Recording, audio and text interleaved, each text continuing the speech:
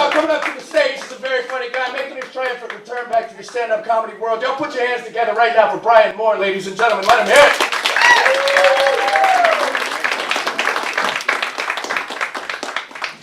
How you guys doing? Give it up a Payne. Doing a great job tonight. Give it up. Are you the dumb shit who came into a bar, like, you know, club, 2-drink minimum, and admitted that you weren't 21? Was that you? Was you the guy?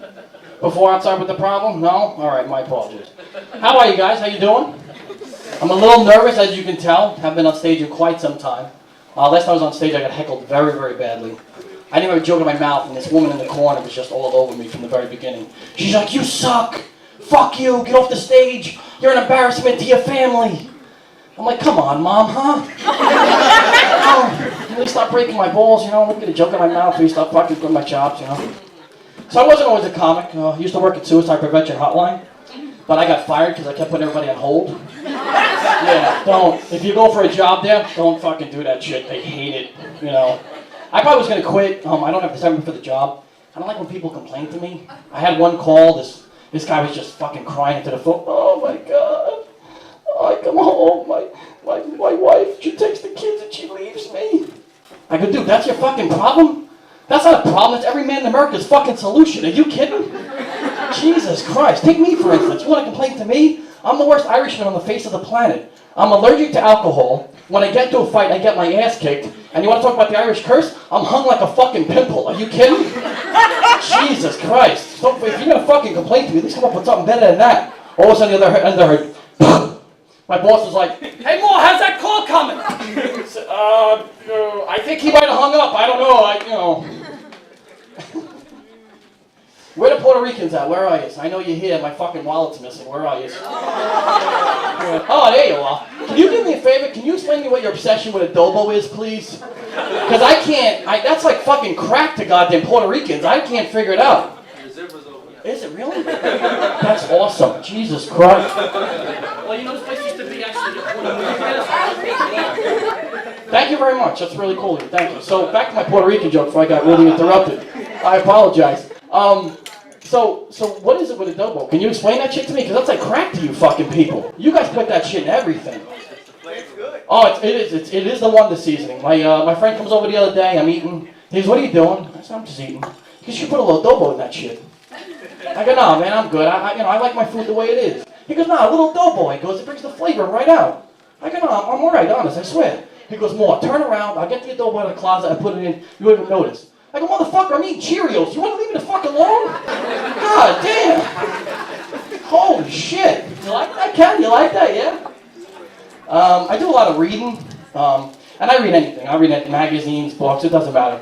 I was reading an article in a magazine the other day, and I can't remember the magazine. It was you know, something, it was like the GQ or Maxim or Young Sluts Monthly, one of those.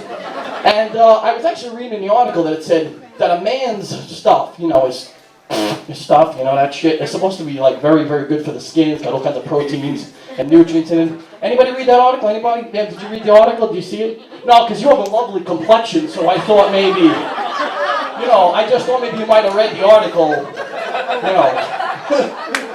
You know, and I'll be honest with you, when I read that shit, I was very excited. For as many times as I jerk off in a day, I put that shit in a jar and throw it on the shelf. I'll put Stridex and Oxy right out of fucking business.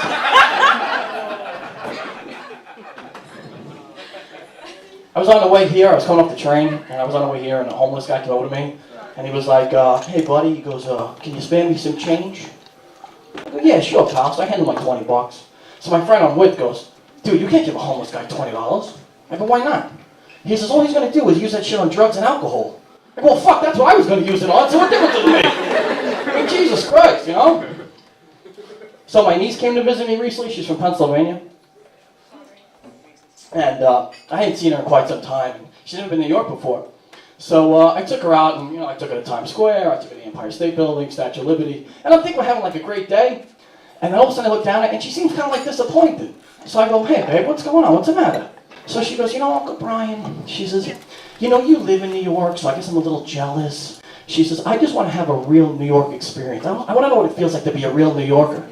Okay, so I took her to Central Park, and I mugged and raped her at knife point. Relax. I'm her uncle, for Christ's sakes. That's not true. I never mugged her.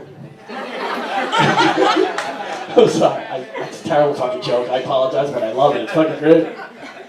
How long you guys first date? You guys getting together? Oh, look, she's like, oh God, please don't fucking look at me. Please, God, don't look at me. How long you guys been dating? What the fuck, what? He was like, I don't even want to say that shit to you. Please don't lock me into a goddamn commitment, asshole. What's the story? You guys been dating for a long time? Have you guys, yet? No? You know? I was reading an article that it said that, what the fuck?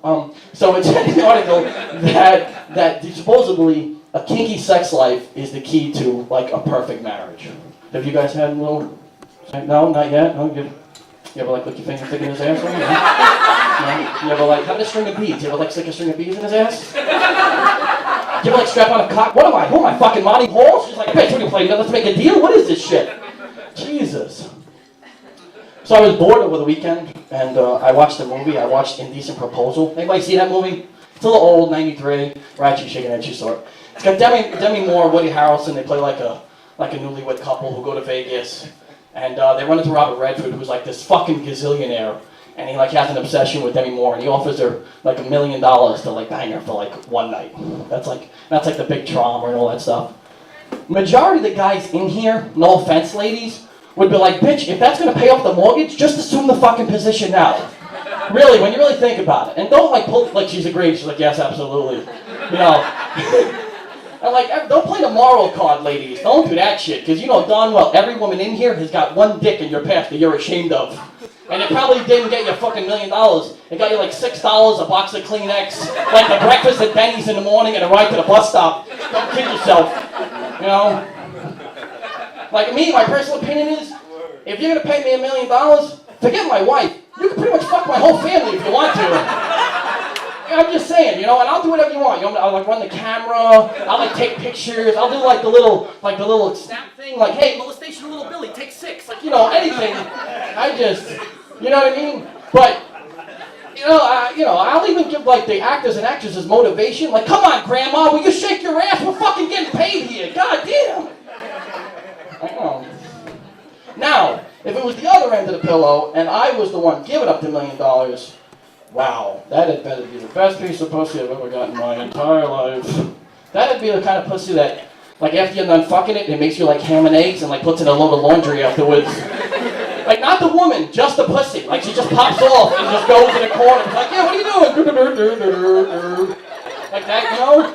And like, and I don't want to hear the word, there are certain things I don't want to hear. If I'm giving you $1 million to fuck you for one night, I don't want to hear the words, no, don't, stop, I can't take it, why is there a sheep in the room? None of that shit. I don't want to fucking hear it. I just don't want to fucking hear it. I'm sorry, I don't, none of that stuff, you know?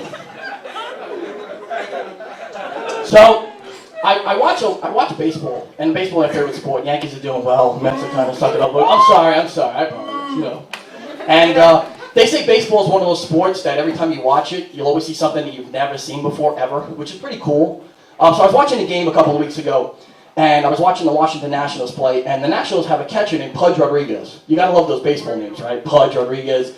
Cincinnati used to have a second baseman named Pokey Reese. Pittsburgh actually just called up like a rookie prospect named Dickface McGee. I don't know why his name is Dickface, but it sounds like an interesting fucking story, I'll be honest with you. So anyway, so I'm watching the game, and he goes to step in the batter's box, and he takes out this big, huge, doofy fucking cross, and he goes like this, he goes, and he kisses it, and he smacks a double into left field. And I go, what the fuck? So now I'm intrigued, I have to watch it, right? So I'm watching, the third inning, he gets up and does the same thing again, he goes, and he kisses it, and he smacks a single to center. And I go, Jesus Christ. And I thought to myself, what an egotistical piece of shit this guy is. That God doesn't have enough fucking problems on his hands. He's got to worry about he keeps his 280 average so he can make a $6 million bonus next year. You know what I mean? You know, like, can you see it? God sitting on a cloud, Moses comes running over. Lord, please come quick, please. A typhoon is going to hit Japan. Thousands of people are going to die. I'm sorry, Moses, those fucking gooks are going to wait. I got 2 on and 2 out here, bottom of the ninth. Pudge's on deck, he's going to need my help. So I play baseball, so I figure like, you know, and I'm superstitious about that stuff, so I figure like, let me try that shit too, you know? So I'm playing ball one day, and I go to step in the batter's box, and I don't have a cross or anything, so I just made the sign, and I got struck by lightning. And I'm laying on my back, like, and it's like 2 minutes, and I'm like ready to come to, and I look at my eyes, And I'm like, what the hell? And all of a sudden you hear this big booming voice come down from the sky and he goes, at least he goes to church, you fucking heathen. So that's all my time, folks. Thanks a lot. Appreciate it.